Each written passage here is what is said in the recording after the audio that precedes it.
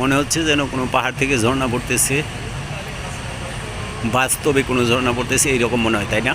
কিন্তু ওই যে ওইটার ভিতর দিয়ে মানুষ ওই গেটটার ভিতর দিয়ে যাতায়াত করে কোনো মাই গড, দারুণ দারুণ।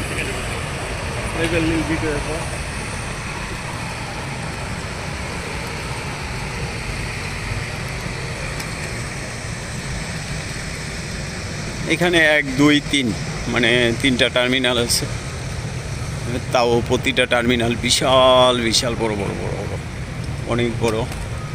এখানে পরিষ্কার পরিচ্ছন্ন কর্মী আছে, ইন্ডিয়ান, বাংলাদেশি, অন্য অন্য কান্ট্রির।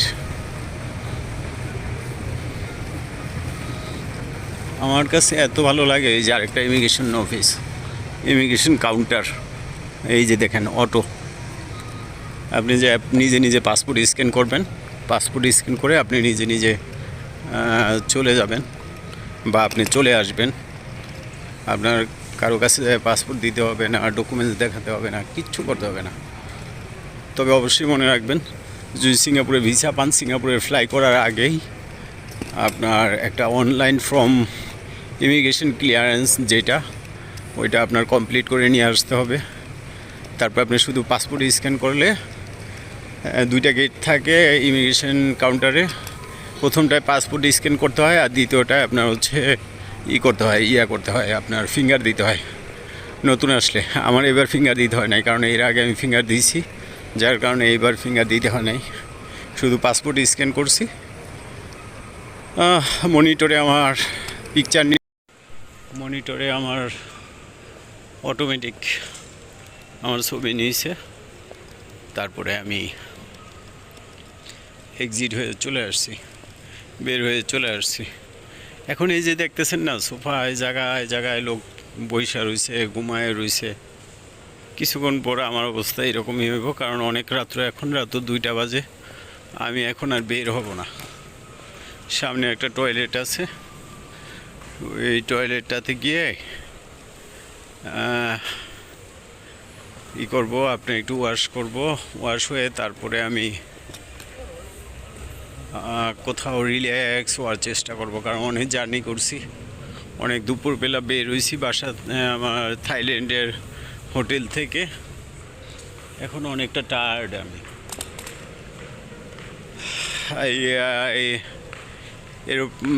আমি যে এয়ারে আসছি, মালয়েশিয়া এয়ারলাইন্সে, ওইটার থেকে একটা চাদর নিয়ে আসছি, ওইটা গায়ে দিয়া তারপরে কোনো এক সাইডে ওনাদের মতো এই যে যেভাবে বসে বসে ঘুমাইতেছে বা শুয়ে শুয়ে ঘুমাইতেছে, আমি ওনাদের মতো এইভাবেই একটু রেস্ট নেওয়ার চেষ্টা করব।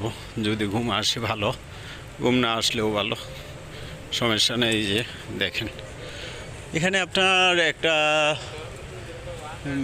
জিনিস খুবই ভালো, আপনার যে কেউ আমাদের বাংলাদেশ এয়ারপোর্টে যেমন প্রবেশ করতে পারে না, এখানে সেটা না, যে কেউ প্রবেশ করতে পারবে। পাসপোর্ট থাক বা না থাক, ভিসা থাক বা না থাক, টিকিট থাক বা না থাক, এই আপনার এয়ারপোর্টের ভিতরে প্রবেশ করতে পারবে, তাতে কোনো বাধা নেই। যাই হোক, আর ওই যে বাহিরে দেখতেছেন, এই গেটটা দিয়ে যদি আমি বাহির হই, এখানে থেকে আমি ট্যাক্সি পাবো, ট্যাক্সি নিয়ে আমি সিটির যে কোনো জায়গায় যেতে পারবো। আবার ট্রেনের টার্মিনাল আছে, আমি যদি মনে করি যে ট্রেনে যাব, আমার কাছে ট্রেনের কার্ড আছে, আমি ট্রেনেও যেতে পারি। তবে ট্রেনে যাব না, এত রাতের এয়ারপোর্ট আপনাদের দেখাচ্ছি, অনেকটা নিরিবিলি, তাই না? অনেক লোকজন কম। তবে দেখা যায় হুট করে দেখবেন আপনার বিশাল এক গ্রুপ চলে আসছে। কেন? তাদের ফ্লাইট টাইম, তারা চলে আসছে। আর যাদের ফ্লাইটের অপেক্ষায় এখানে বসে আছে, ওনারাও ফ্লাইটের অপেক্ষায় বসে আছে। কখন কে এখান থেকে চলে যাবে ঠিক নাই, মানে তাদের ফ্লাইট বোর্ডিংয়ে চেক ইনের টাইম হবে, চলে যাবে। আমার তো আর চেক ইন না, আমি এতটুক সময়ের জন্য কোনো হোটেলে উঠবো না, এই জন্য আমি এখানে ওয়েট করব। একটা রেস্টুরেন্ট খোলা আছে, দেখি ওইখানে খাবারের কোনো ব্যবস্থা আছে কি না। যদি না থাকে সমস্যা নেই, আমার ব্যাগে খাবার আছে, আমি থাইল্যান্ড থেকে খাবার নিয়ে আসছি। ফ্রেশ ট্রেশ হয়ে খাবার খেয়ে তারপরে নিচের ফ্লোরে যাব, নিচের ফ্লোরে যাওয়ার সুন্দর একটা সেফ জোনে অপেক্ষা করব। ঠিক আছে, আজকের মতো এই পর্যন্তই। সবাই ভালো থাকবেন, আমার জন্য দোয়া করবেন।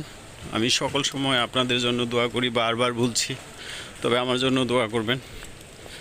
ইনশাল্লাহ আল্লাহ পাক যেন আমাকে সহি সালামতে সব জায়গায় ট্রাভেল করতে দেয়, এবং কারো যদি কোনো সহযোগিতা লাগে ট্রাভেল বিষয়ে তাহলে আমাকে বলতে পারেন, আমি আপনাদেরও সহযোগিতা করার চেষ্টা করব ইনশাল্লাহ। ভালো থাকবেন সবাই। আমি টয়লেটে চলে আসছি, এখানে একটু ফ্রেশ হই, তারপরে আবার নতুন কোনো ভিডিও নিয়ে আপনাদের মাঝে আসবো ইনশাল্লাহ। সে পর্যন্ত ভালো থাকেন, আল্লাহ হাফেজ। টয়লেটগুলো দেখেন একদম ক্লিন।